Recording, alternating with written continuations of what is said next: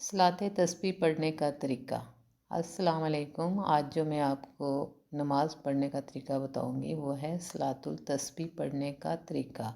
ہم ایسے بہت زیادہ لوگ ہیں جن کو یہ صلاۃ پڑھنی نہیں آتی۔ آج میں آپ کو صلاۃ تسبیح پڑھنے کا طریقہ بتاؤں گی۔ آپ نے اسکرین پر دیکھ کے اسکرین شاٹ لے لیں اور میں آپ کو پڑھ کے بتاؤں گی، اس کے مطابق آپ نے پڑھنا ہے۔ اللہ تعالیٰ ہمیں صلاۃ تسبیح پڑھنے کا توفیق عطا فرمائے، آمین ثم آمین۔ میرا چینل ہے @عبداللہ شاہ غازی کے نام سے، اس کو آپ زیادہ سے زیادہ سبسکرائب کریں، بیل آئیکن کا بٹن دبائیں تاکہ جو بھی میں نئی ویڈیو بناؤں وہ آپ کو ملے۔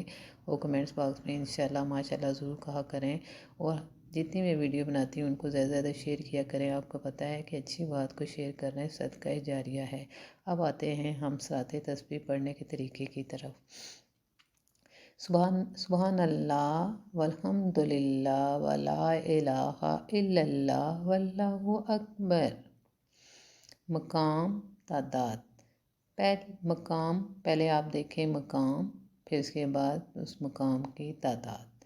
پہلی رکعت میں ثنا کے بعد 15 مرتبہ، سورۃ فاتحہ سورت کے بعد 10 مرتبہ، رکوع میں سبحان ربی العظیم کے بعد 10 مرتبہ، رکوع سے کھڑے ہونے کے بعد 10 مرتبہ، سجدے میں سبحان ربی العلیٰ کے بعد 10 مرتبہ، دوسرے سجدے سے پہلے جلسے میں 10 مرتبہ، دوسرے سجدے میں سبحان ربی العلیٰ کے بعد 10 مرتبہ، دوسری اور تیسری اور چوتھی رکعت میں سورۃ فاتحہ سے پہلے 15 مرتبہ۔